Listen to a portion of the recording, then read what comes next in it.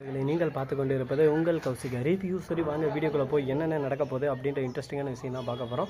நம்ம மல்லியை இப்போ எந்த அளவுக்கு ஒரு பக்கம் கொடுமைப்படுத்த முடியுமோ அந்த அளவுக்கு கொடுமைப்படுத்தி மல்லியை கைது செய்யணும். அதுக்கு முக்கியமான இது எவிடன்ஸ் வெண்பா தான். வெண்பாவை வச்சு தான் இது எல்லாமே நம்ம நடத்த முடியும். நாடகத்தை கூட அழகாக நடத்தலாம், ஆனால் அதுக்கு வெண்பா இருக்கணும். வெண்பா இருந்தால் மட்டும்தான் இந்த இடத்துல கரெக்டாக காய் நிறுத்தி அந்த மல்லியை கைது செய்ய வைக்க முடியும். இப்போ வெண்பா கிட்ட என்னடா ஆதாரம் இருக்குது அப்படின்னு சொல்லிட்டு பார்த்தீங்கன்னா, வெண்பா இருந்துன்னு சொல்ல வேண்டிய விஷயம் ஒன்று தான். குழந்தை சொன்னால் அந்த கடவுளும் ஏற்றுப்பாருன்னு சொல்லிட்டு சொல்லுவாங்களே நீதிபதி கிட்ட போயிட்டு, இந்த மாதிரி உங்கள் அம்மா தான் இது எல்லாமே பண்ணது அப்படின்னு சொல்லிட்டு நீ உண்மையை மட்டும் சொன்னால் போதும், மற்றபடி எல்லாமே தானாக நடக்கும் அப்படின்னு சொல்லிட்டு வெண்பாவை மிரட்ட ஆரம்பிக்கிறாங்க. வெண்பா இருந்து ஒரே வார்த்தை தான், நீங்கள்லாம் பார்க்குறதுக்கு ரவுடிங்க மாதிரியே இருக்கீங்க, நீங்கள் போலீஸ் அதிகாரிங்களே இல்லை, உங்களை பார்த்தா எனக்கு பயமாக இருக்குது, பதட்டமாக இருக்குது அப்படின்னு சொல்லிட்டு வாயிலே வட சொல்ல ஆரம்பிக்கிறாங்க. என்ன வெண்பா இது, என்ன பார்த்து என்ன வார்த்தை சொன்னேன், என்னை பார்த்தா உனக்கு அப்படி தெரியுதா?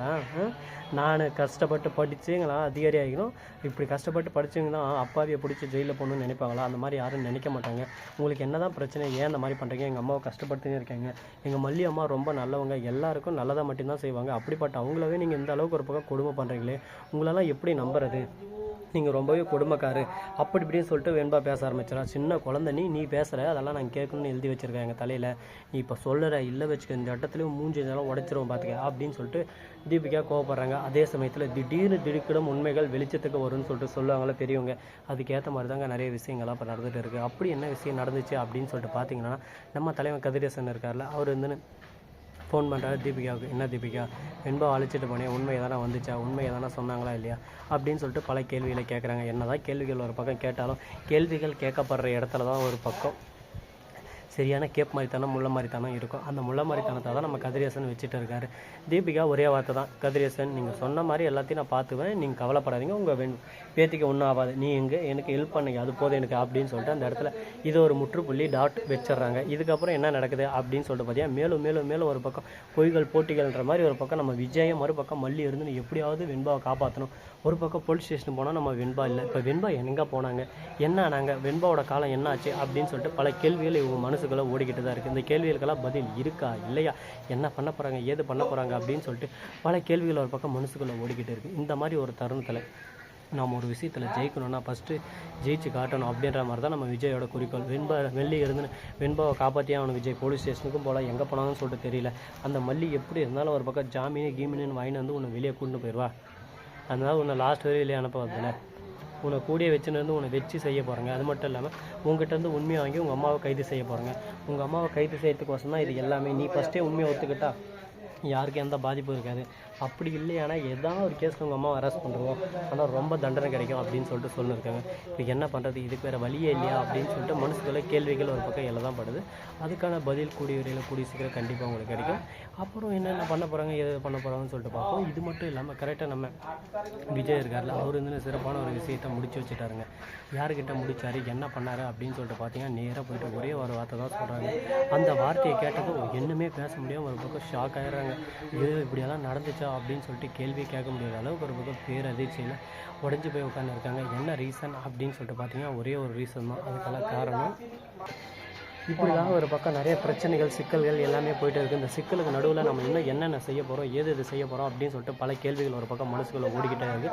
ஒரு பக்கம் பயங்கரமான விஷயங்கள்லாம் நடந்துக்கிட்டே தான் இருக்குது. அதே சமயத்தில் கரெக்டாக நம்ம விஜய் இருக்கார்ல, அவர் வந்து எப்படி ஒரு வழியாக அப்படி இப்படி தள்ளாடி கௌசிக்க, அதாவது நம்ம வெண்பா குட்டி எங்கே போனாங்க, என்ன பண்ணுறாங்க அப்படின்ற விஷயத்தை கண்டுபிடிச்சதோட மட்டும் இல்லாமல் அந்த லொக்கேஷனுக்கு போயிடறாங்க. அந்த இடத்துக்கு போயிட்டு அவன் என்ன தப்பு செஞ்சான், என்னென்ன பண்ணான் அப்படின்ற எல்லா விஷயத்தையும் கண்டுபிடிச்சி அவனை அடின்னு அடிக்க ஆரம்பிச்சிடாங்க. இதுக்கு மேலே தப்பிக்க முடியுமான்னு சொல்லிட்டு பார்த்தீங்கன்னா வாய்ப்பே இல்லைங்க.